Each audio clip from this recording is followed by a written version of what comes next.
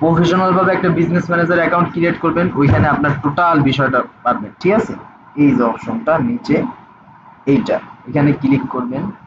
এই যে দেখছেন, হবে না, ইমেল থেকে হবে না। আচ্ছা ঠিক আছে, মনে করেন আপনি গিয়া ক্রিয়েট অ্যাকাউন্ট ক্রিয়েট হবে।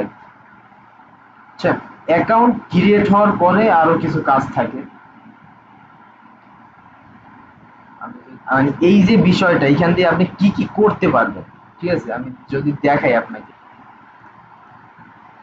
ইজি অ্যাড হয়ে যাবে বুঝতে পারেন। এখানে টোটাল একটা ব্যবসা ম্যানেজ করার জন্য যা যার ভিতরে বিজনেস অ্যাকাউন্টের ভিতরে আইসা ম্যানেজ করতে পারবেন। এরপর অ্যাড অ্যাকাউন্ট আমার, বুঝছেন বিষয়টা আপনার।